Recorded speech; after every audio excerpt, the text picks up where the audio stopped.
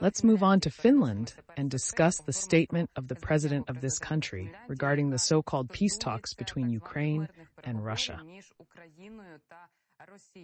In an interview with the French newspaper Le Monde, Finnish President Alexander Stubb said, "We are reaching a point where we need to start negotiations."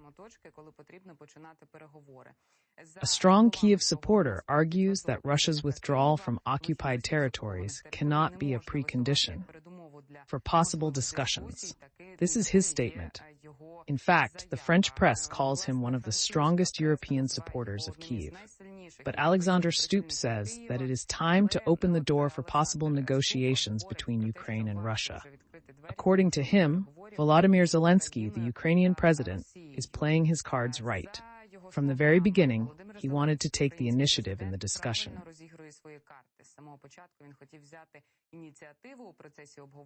Mr. Stubb assures that the ball is now in Russia's court. Ukraine and Zelensky are in a stronger position with the equipment and funds needed to maintain their stance.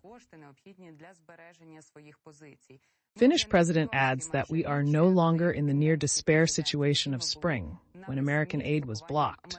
European equipment deliveries to Kyiv faced difficulties, and there was no breakthrough from Russia. Finnish president states that Russia is not advancing and is suffering greater losses. Putin thought that the West would get tired of the war.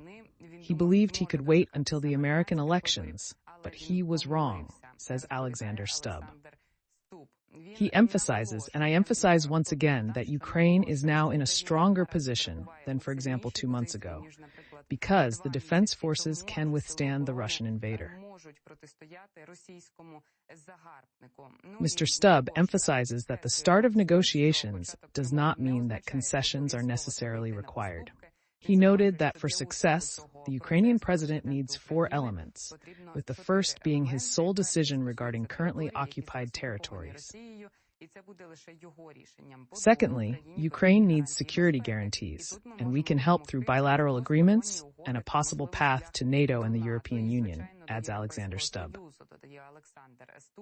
Third, justice is needed to prosecute Russian war criminals, and Zelensky needs support to rebuild his country. These aspects remain very, very important indeed.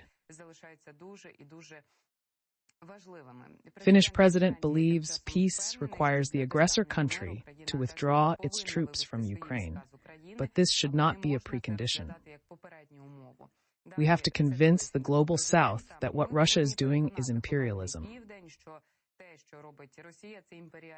It is in their interest to end this conflict. If Chinese leader Xi Jinping wanted to end the war, he could call Russian dictator Putin and say, "Enough is enough." You know, this thesis has been discussed for a long time by various politicians, officials, observers, and analysts. But so far, we cannot say that China's influence on Russian dictator Vladimir Putin is that great.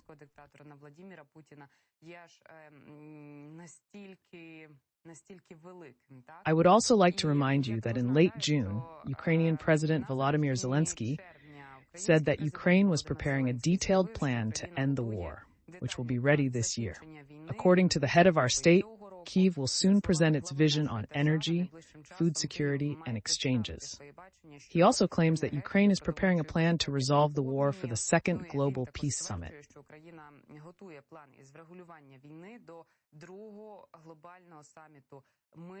Preparations will take several months, but there are already the following theses appearing in the international arena, which the international community is actively discussing.